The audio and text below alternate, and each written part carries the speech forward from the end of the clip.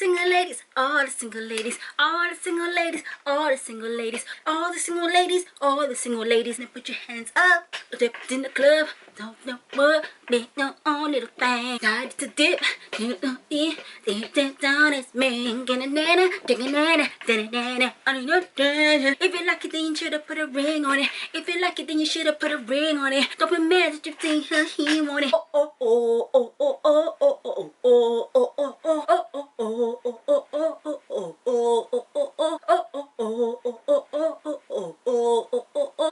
oh oh oh oh. Hi guys, welcome back to my channel. Y'all see my new wig? Yes, you better bounce. You better bounce. You better bounce.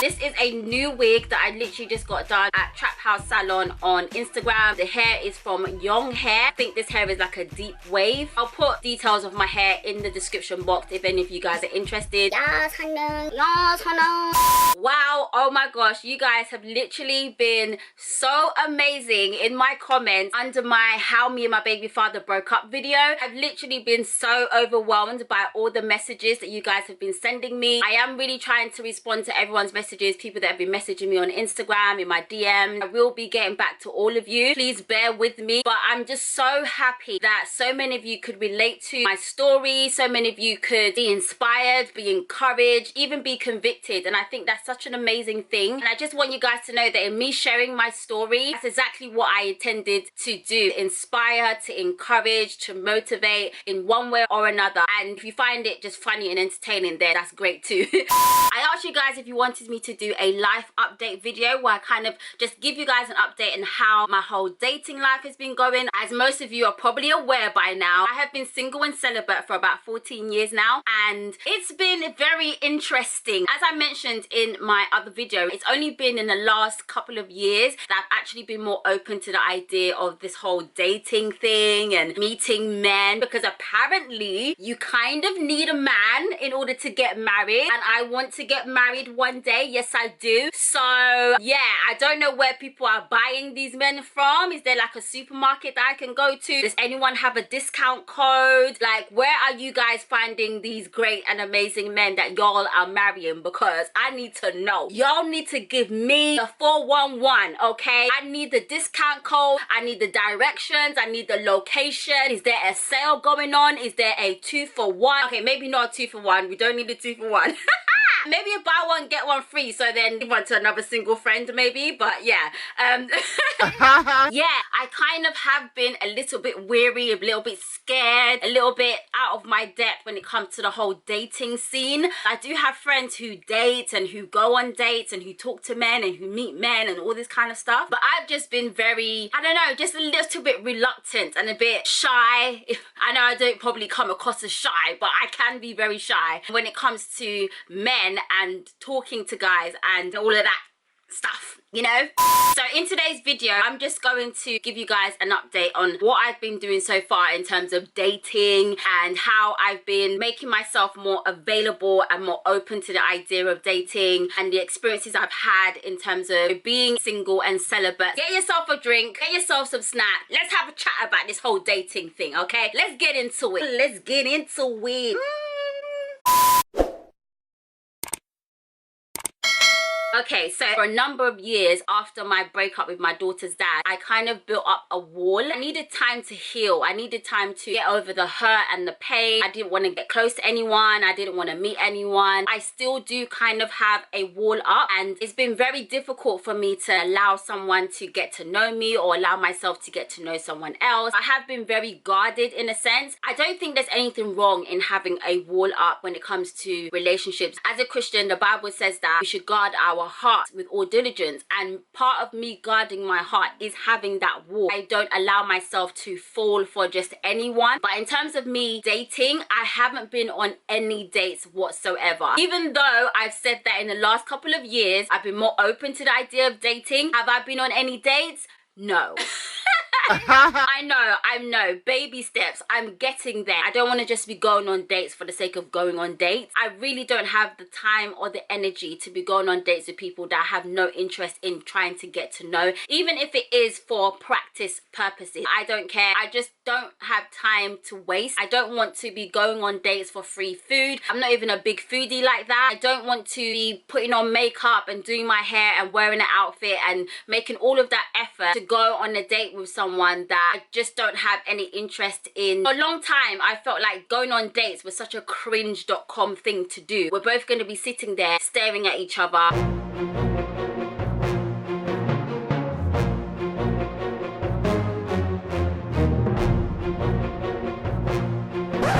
to make conversation, all of that kind of stuff. It just sounds like such an awkward and cringe thing for me to do. But I know that's also part of me just not having been on a date for such a long time. So it's now become such a foreign and weird, strange, cringe.com thing for me to do. But obviously, if I end up going on a date with someone that I'm interested in, someone that probably already kind of like or fancy, then yeah, it probably won't be as cringe or as awkward as I might expect it to be, you know?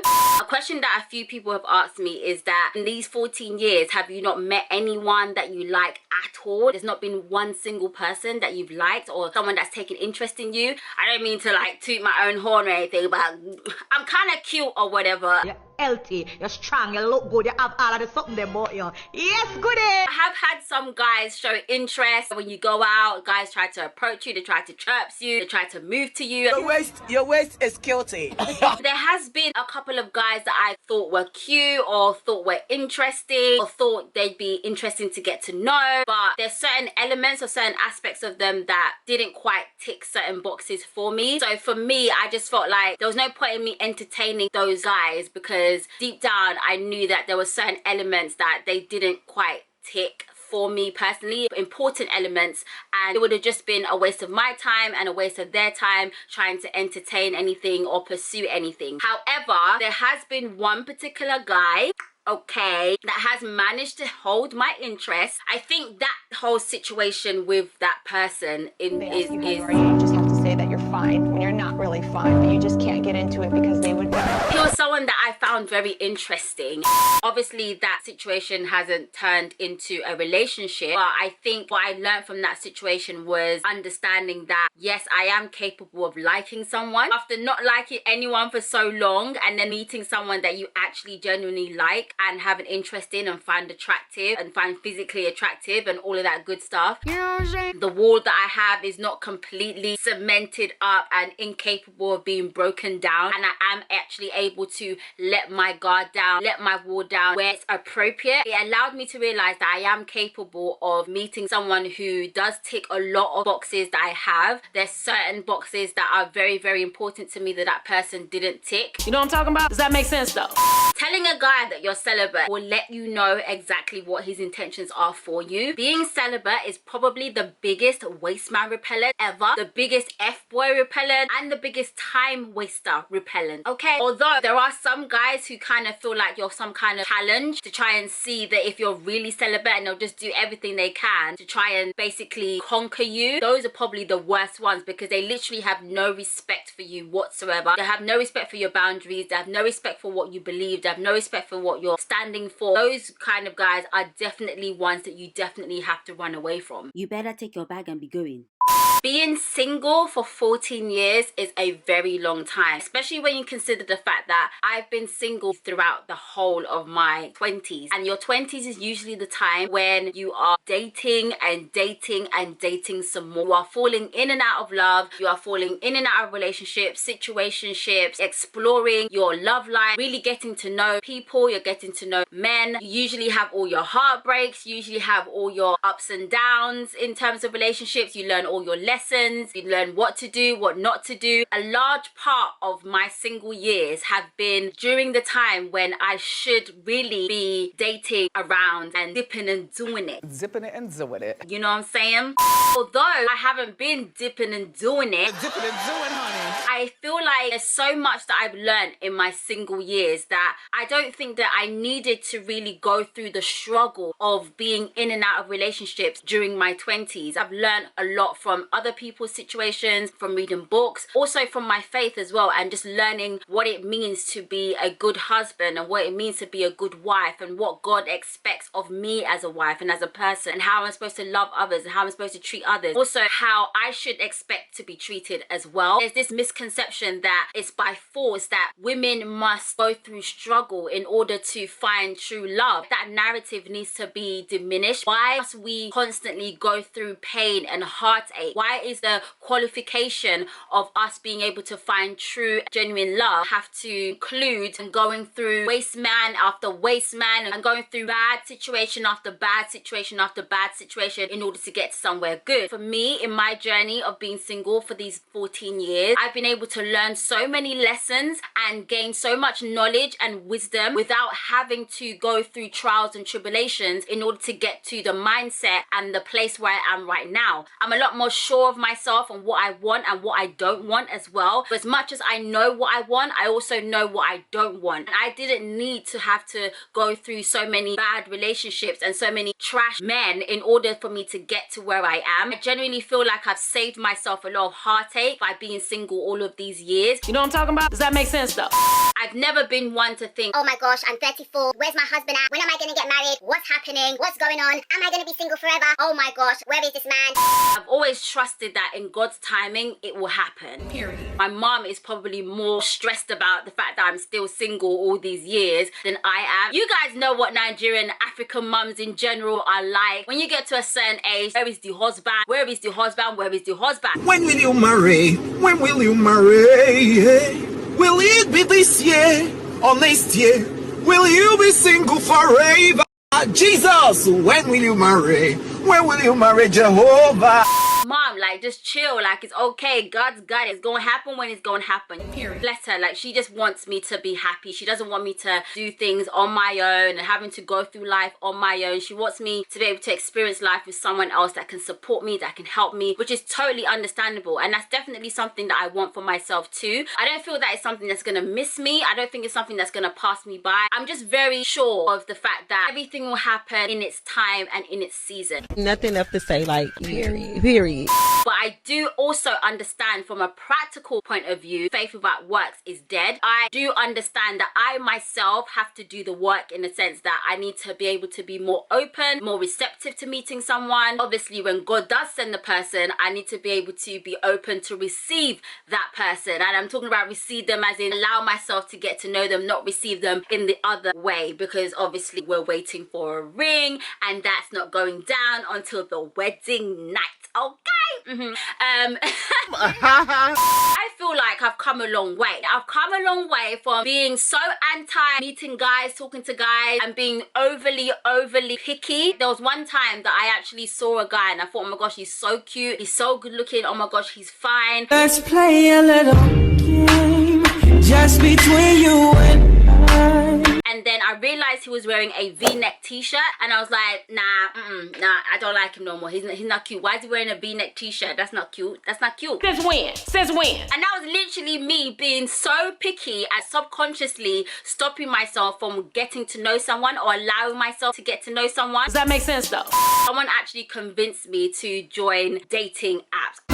If you know me, you will know that I am so anti-dating apps. I'm anti anything that reiterates I'm single, you're single, and we're both here because we're trying to find someone. For me, it's kind of like brings back the whole element of cringe, awkward, and all of that kind of stuff. There's no way you will ever catch me on any dating site, any dating app. None of that. I'm not doing it. But it's so weird. I've been on these dating apps for about 2 months now. I don't know. There's just something about dating apps that just doesn't click with me. First of all, do I even have time to be scrolling left and right on these apps? No. Second of all, there's just so many people on the app. It's a never-ending rotation of people, and most of them I just don't find physically attractive. I find it impossible for me to get to know someone if I don't find them physically attractive first. Yes, obviously personality is important, but I have to be physically attracted to you in order for me to want to get to know your personality. Do you know what I mean? These dating apps are just like an endless catalogue of guys that I don't find physically attractive. attractive. I feel like I have more chance of finding a guy that I find physically attractive in real life. Yeah,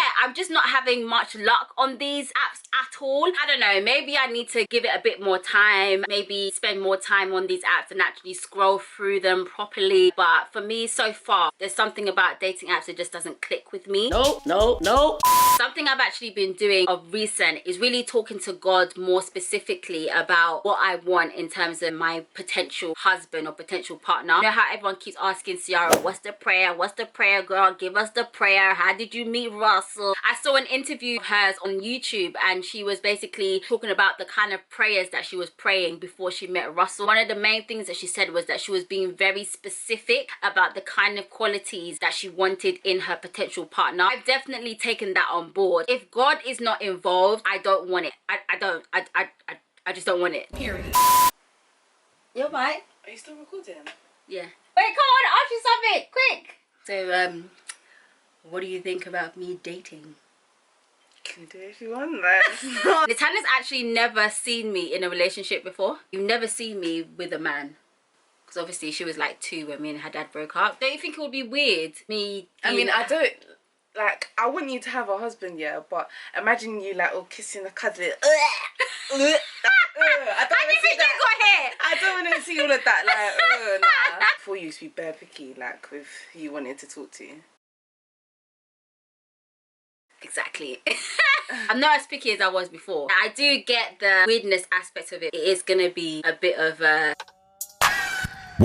moment kind of thing. And obviously, I'm not gonna bring anyone around you that is not serious. Do you know what I mean? You never even told me, like, about if you like anyone. Like, say if you saw someone you liked them and you was talking to them, you wouldn't even tell me that. Because I feel like I don't need to tell you if I like someone. Why not? Because it's not actually a relationship. It's kind of like the getting to know stage. The only one person I've actually liked, but wait, when did this happen? You don't need to know about that. Actually, I think I know. Really? Yeah, I think I know. What? I think I know. I'm good at putting things together. I know who you're talking about. Okay, well, yeah. Next question. See ya. Yeah, that's basically where I'm at in terms of dating and relationships and all of that jazz. If I do end up going on any dates, I will give you guys an update on my Instagram stories and let you know how I get on. Let me know how you guys are navigating through dating. Give me some advice, okay? Let me know in the comments where you guys are meeting great single men and if they have a brother or an uncle or a friend or a cousin, you know? Thank you guys so much for watching. Make sure you hit that subscribe button and turn your notifications on, and I will catch you guys in my next video. Bye!